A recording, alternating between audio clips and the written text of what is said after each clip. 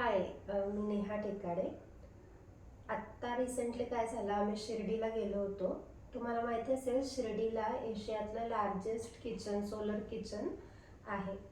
तिथे ना जागोजागी असं लिहिलेलं होतं की म्हणजे शेतकरी जेव्हापासनं बी रोवतो तेव्हापासनं ते आपल्या ताटात येईपर्यंत त्याला 150 दिवसाचा कालावधी लागतो आणि सहज आपण ते वाया घालवतो, म्हणून अन्न वाया घालवू नका. मग आता ही जर जाणीव आपल्याला करून घ्यायची असेल तर झाड लावून बघायला पाहिजे. जर आपण झाड लावलं ना तर ही जाणीव ऑटोमॅटिकच आपल्यात होऊन जाईल. मग आत्ताचे इथे प्लांट्स दिसत आहेत ते 2 प्लांट्स दिसत आहेत तुम्हाला. त्यामध्ये एक प्लांट जे आहे त्याला ॲरोहेड प्लांट असं म्हणतात आणि ह्याला ना अतिशय कमी केअर लागते. त्याला आपण तोडून त्याचे रूट्स सेपरेट करून किंवा त्याचे पानं सेपरेट करून असं पाण्यात पण ग्रो करू शकतो. दुसरे हे जे प्लांट आहे ह्याला फॉक्सटेल प्लांट असं म्हणतात. फॉक्सटेल फर्न प्लांट असं म्हणतात. ह्याला पण अतिशय कमी केअर घ्यावी लागते. ह्याचे रूट्स आहेत ना हे काहीशे अशा प्रकारे असतात. म्हणजे तो जो जाडसर भाग आहे ना, या जाडसर भागामध्ये ते पाणी आणि फूड साठवून ठेवतं. त्याच्यामुळे ना याला खूप जास्त प्रमाणात पाणी वगैरे द्यायची गरज नसते.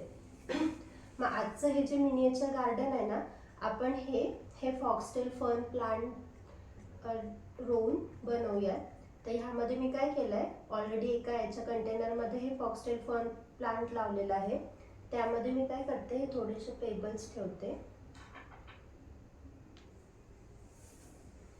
आणि हे थोडेसे मार्बल्स ॲड करते.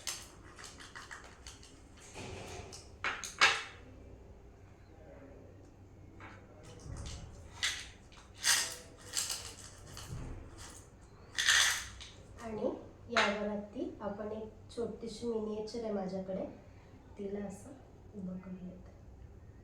तर आता हे जे आपलं मिनिएचर आहे गार्डन, ते नुसतं पण छान वाटतं, पण आजचा जो माझा व्हिडिओ आहे तो ना शेतकऱ्याला म्हणजे आपला जो बळीराजा आहे त्याला समर्पित आहे. म्हणून आपण काय करूया, ते माझ्याकडे छानसं गोलक काठ आहे, त्याच्यासमोर 2 बैलजोडी आहे, त्याच्यावरती हे ठेवूयात असं. आणि नेहमीप्रमाणे माझी जी छोटीशी भाजली आहे त्याने मी याला काय करते, पाणी देते. हे बघून आहे ना आपलं मराठी गाणं आठवतंय मला एक.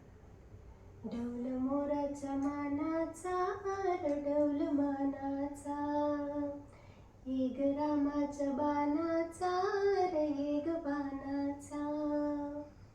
प्लीज फॉलो आणि लाईक करा यार.